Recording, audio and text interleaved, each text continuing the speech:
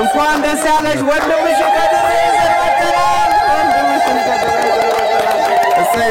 ግራ ገባኝና ዞር ብዬ ሳይ ደነገጥኩ የአባቴን ስም ከነ ሙሉ አያቱ ሲጠራ ከዛ የኔን ስም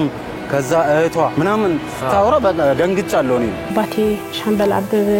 ደጋጋ ይባላል በህይወት ካለ እኔ ደስ ይለኛል ካልሆነ ደግሞ እህትና ወንድም እንዳሉኝ ሰምቻለሁ በቃ ተቀላቀለብኝ እሷን ሳይ ለካህት አለኝ ወንድምም አለኝ ሌላም ትግስት የምትባል ምን አለች እግዚአብሔር እኮ ቸር ነው ወገኖች አላችሁ ወይ አለን እንኳን ደስ ያለሽ ወንድምሽ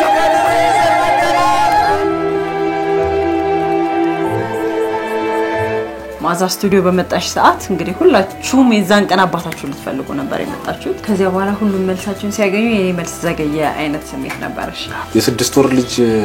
ጥሎኝ እንደሄደና እና ለምን ሄደ ምክንያቱ በጣም ጠበቅ አድርጌ ይዛቸው ነበር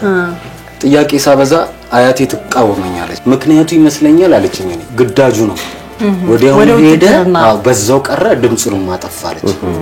እሷም በርግጥ ጥያቄዋ ያባትም የህትም የወንድም ጥያቄዎች ነበሩ ከነስማቸው እኔ አሁን እሷ አበረታታችን በቃ አበበ በህይወት አለ የሚል ውስጤ ይነግረኛል በሳ እንደው ምን ይለዋል ዳግማትን ሳይለት እንትን ተላለክ ነው ይያልኩት የነበረው ታይተሻላች እሷ